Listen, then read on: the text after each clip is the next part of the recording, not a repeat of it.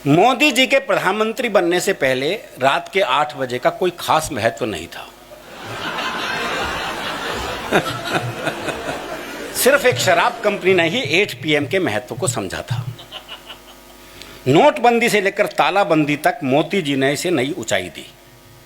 मैंने एक भक्त से 8 बजे का रहस्य पूछा तो वो कुटिलता से मुस्कुराते हुए बोला, भैया मोदी जी हर काम सोच समझ कर करते हैं।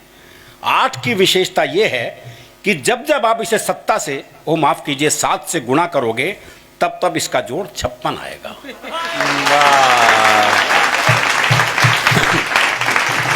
चलिए वर्तमान की बात करते हैं सर। क्या स्थिति हुई? पहले कहा गया 22 मार्च को जनता कर्फ्यू, वो आपने देखा होगा। दरअसल हम ऐसे जगह रहे जहाँ कभी कर्फ्यू हमने देखा नहीं था। तो जनता कर्फ्यू लगा तो इतना सन्नाटा साहब, आदमी नजर नहीं आ रहा कोई।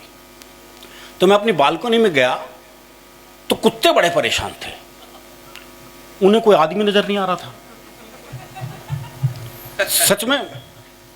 तो मैंने कुत्ते, क्योंकि सूंघने की शक्ति कवियों में भी होती है, तो मैंने कुत्ते की मनस्थिति सूंघी। वो सोच रहा था, लगता है सभी मनुष्यों को कुत्ता नगर निगम वाले पकड़ के ले गए। बहुत अच्छे। वाह। नगर निगम वाले। अच्छा, फिर मोदी जी ने कह रखा था 5 बजे वो ताली थाली बजानी है, तो अचानक 5 बजे ताली थाली मची तो कुत्ते हड़बड़ा गए। फिर उम्मीद नहीं थी ना इतने सन्नाटे का, एकदम ऐसा शोर हुआ। तो मैंने उस कुत्ते की मनस्थिति सूंघी। फिर वो सोच रहा था, बहुत जल्दी छोड़ दिया इन सबको। वाह। अच्छा, 7 बजे फिर वही सन्नाटा हो गया, वापस वही सन्नाटा। सुन, कुत्ता फिर परेशान था। मैंने उसकी मनस्थिति फिर सूंघी। वो सोच रहा था, और मचाओ शोर। फिर ले गए ना पकड़ के। बहुत अच्छे भाई साहब। उसके बाद मोदी जी फिर 8 बजे आते हैं और 21 दिन का संपूर्ण लॉकडाउन करके चले जाते हैं। अब लोगों की असली परीक्षा का समय शुरू होता है। भारतीय आदमी सिर्फ काम के समय ही खाली बैठ सकता है, खाली समय में तो उसके पास 50 तरह के काम होते हैं। वाह वाह वाह वाह। तरह तरह के टिकटॉक और चुटकुले जन्म लेने लगते हैं। कोरोना को लेकर नए नए ज्ञानपरक और अश्लील गीत रचे जाने लगे। नई नई गालियां जन्म लेने लगी। कुछ लोग सिगरेट का धुआं नहीं उड़ा पा रहे थे तो अफवाह उड़ाने में लग जाते हैं। कुछ रचनात्मक लोग बीमारी को भी हिंदू मुसलमान रंग देने में लग जाते हैं। कभी फेसबुक पर लाइव आकर स्वस्थ लोगों को भी बीमार करने में लग जाते हैं। इनसे तंग आकर एक ने तो कह भी दिया, कोरोना से डर नहीं लगता साहब, कवियों से लगता।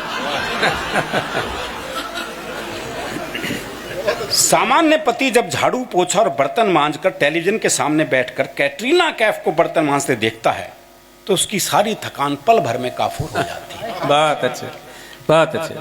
अच्छा, सभी न्यूज चैनल उन दिनों अपने अपने काम में लग गए। कोरोना से जंग, कोरोना बुलेटिन, कोरोना का कहर जैसे बुलेटिन के नाम हो गए।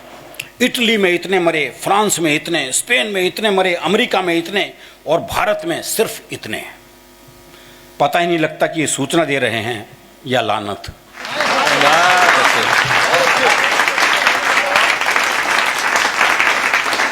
व्हाट्सएप और फेसबुक पर इन दिनों इतना ज्ञान बह रहा था कि कोरोना खुद पढ़ ले तो उसकी नाक भी बहने लग जाए।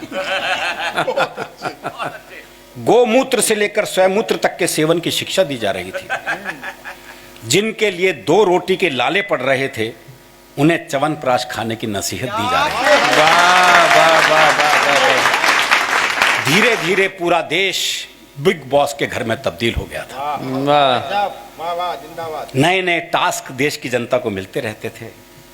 130 करोड़ के इस घर में आसिम रियाज, सिद्धार्थ शुक्ला जैसे लोग भी थे जो किसी भी टास्क को पूरा ना होने देने के लिए होड़ में लग जाते थे।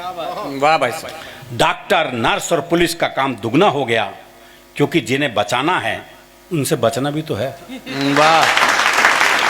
चलते चलते एक बात और, सावधान रहिए, सुरक्षित रहिए, प्रधानमंत्री जी की हर बात मानिए क्योंकि रात के 8 हर रोज बजते हैं।